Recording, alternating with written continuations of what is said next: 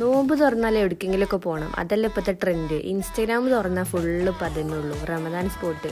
ഈ റമദാൻ സ്പോട്ട് പെരുന്തമണ്ണ ഉണ്ടെന്ന് കുറേ ആയി ഞാൻ റീൽസിൽ കാണുന്നു. പിന്നെ നോമ്പ് തുറന്നാൽ പിന്നെ ചക്ക വെട്ടിട്ട പോലെ കിടക്കുന്ന സ്വഭാവം ഉള്ളതുകൊണ്ട് പോകാൻ പറ്റിയിട്ടില്ല.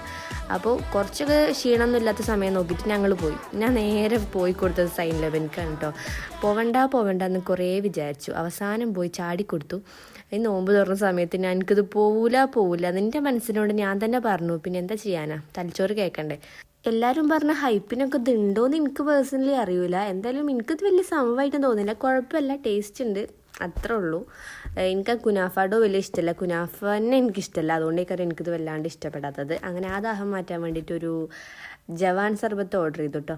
അപ്പോൾ അതിലും നല്ല മധുരം, മുകളിലൊക്കെ അടിപൊളിയായിരുന്നു, താഴെ എത്തിയപ്പോൾ നല്ല മധുരം. ഇത് കിണറ്റിക്ക് തലയിട്ട മാതിരി ഇത് കഴിയാൻ തന്നെ ഉണ്ടായിരുന്നില്ല. കഴിയാനായിട്ടാണ് മൂന്നാളും കുടുങ്ങി. അങ്ങനെ ആ കുടുക്കൊക്കെ അവിടെ ഏൽപ്പിച്ച് ഞങ്ങൾ വീട്ടിലോട്ട് മടങ്ങി. ടാറ്റാ.